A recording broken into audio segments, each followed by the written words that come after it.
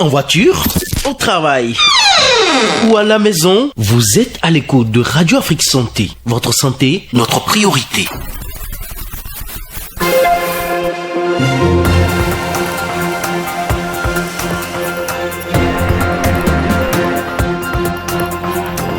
Nous sommes vendredi 18 août 2023. Bonjour à tous et bienvenue dans ce journal. À la une de ce matin, célébration de la Journée internationale de l'aide humanitaire. À travers cette commémoration, la communauté internationale rend hommage aux humanitaires du monde entier. Dans ce journal, quelques jeunes cotonois nous disent les souvenirs qu'ils gardent des héros africains.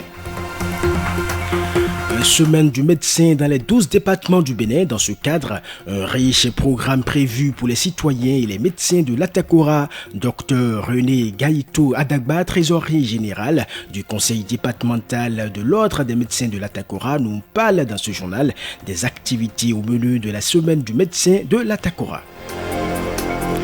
Et puis l'Organisation mondiale de la santé OMS organise depuis hier en Inde le premier sommet mondial de haut niveau sur la médecine traditionnelle. Et c'était les principaux titres du journal. Nous sommes direct du studio Vincent Folly de Radio Afrique Santé, émettant d'abord Mekalavi au Bénin. Place à présent au développement. Et je co-présente ce journal avec vous, Wilfried Kiantaga. Bonjour. Bonjour Erwan, bonjour à tous les auditeurs. Ils ont répondu. Alors, ce 19 août, la communauté internationale rend hommage aux humanitaires du monde entier. C'est la journée internationale de l'aide humanitaire. Cette commémoration est dédiée à la mémoire des travailleurs humanitaires qui ont perdu leur vie en tentant de venir en aide aux communautés en détresse. Unanimement, ces personnes sont considérées comme des héros. En menant des combats similaires, plusieurs de nos ancêtres sont entrés en haut panthéon des héros africains qui fascinent toujours la jeunesse. Quelques jeunes cotonois ont gardé quelques souvenirs des héros africains. Illustration.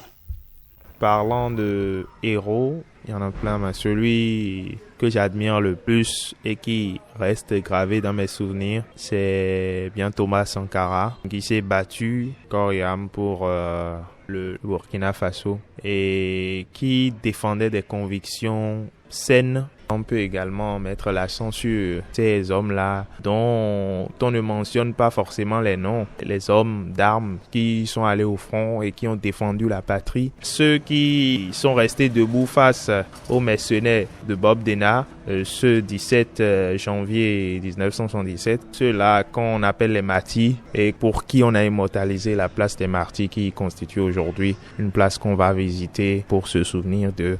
Bianzin avait défendu notre pays. Il avait fait beaucoup pour ce pays. C'est un vrai héros qui a vraiment battu corps et âme pour défendre son pays. Nous avons aussi les présidents comme Thomas Sankara qui a vraiment défendu son pays aussi pour que les Blancs n'envahissent pas son territoire. Donc ces héros ont vraiment beaucoup fait pour notre continent africain. Le Conseil national de l'ordre des médecins du Bénin organise du 21 au 26 août 2023 la semaine du médecin. Elle va se dérouler dans les 12 départements du pays. Dans le cadre de cette semaine du médecin, le Conseil départemental de l'ordre des médecins de l'Atakora a prévu plusieurs activités. Effectivement, Erwan, dans le cadre de cette semaine du médecin, le conseil départemental de l'ordre des médecins de l'Atakora a prévu plusieurs activités. Dr René Ayaovi Gaïto Adagba est chirurgien à l'hôpital Saint-Jean-de-Dieu de Tangueta et trésorier général du conseil départemental de l'ordre des médecins de l'Atakora. Il nous parle des activités au menu de la semaine du médecin de l'Atakora.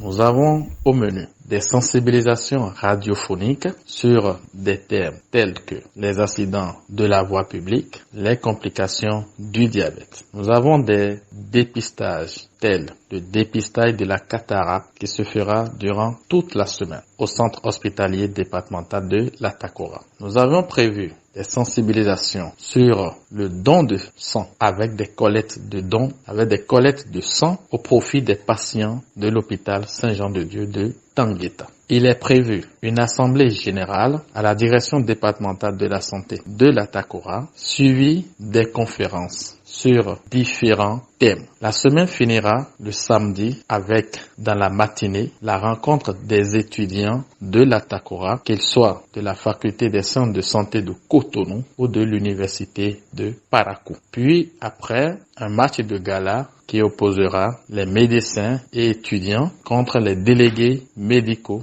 du département, et la semaine sera clôturée par une soirée de gala. Au cours de la semaine, 4 grandes conférences seront animées par des experts du secteur de la santé, à en croire le trésorier général du conseil départemental de l'ordre des médecins de l'Atakora. Il ne manque pas de nous donner aussi des précisions sur le dépistage gratuit de la cataracte au menu des activités. Dr René Ayaovi. La première grande conférence aura lieu le mercredi 23 août et portera sur le programme de sécurité sanitaire, de certification des établissements de santé et d'accréditation du personnel de santé. La deuxième conférence aura lieu le jeudi 24 août 2023 et portera sur les ordres des médecins africains. La troisième conférence portera sur l'activité sportive et le professionnel de santé, conseil du physiothérapeute. La dernière conférence de la semaine portera sur les troubles ioniques. En ce qui concerne le dépistage de la cataracte, il s'agit d'une consultation ophtalmologique gratuite ouverte à toute la population du lundi 21 jusqu'au vendredi 25 août 2023 au centre hospitalier départemental de l'Atakora. Et en cas d'acte opératoire, les malades ne paieront que 50% de ce qui est normalement prévu pour cette prise en charge chirurgicale. À l'instant, Dr René Gaïto Adagba, trésorier général du conseil départemental de l'ordre des médecins de l'Atakora. Je vous en disais un mot dans les titres, mesdames et messieurs. L'Organisation mondiale de la santé, OMS, organise depuis hier, du 17 août 2023 en Inde, le premier sommet mondial du haut niveau sur la médecine traditionnelle. Ce sommet de 2 jours vise à évaluer les pratiques médicales et de soins non occidentales, puis les possibilités d'accélérer la santé pour tous. Parmi les participants de haut niveau figurent notamment le directeur général et les directeurs généraux de l'OMS, Erwan, les ministres de la santé du G20 et des invités de haut niveau des pays des 6 régions de l'OMS, des scientifiques, des praticiens de la médecine traditionnelle, des agents de santé et des membres d'organisations de la société civile y participent également. Le sommet mondial de la médecine traditionnelle devrait désormais avoir lieu chaque année.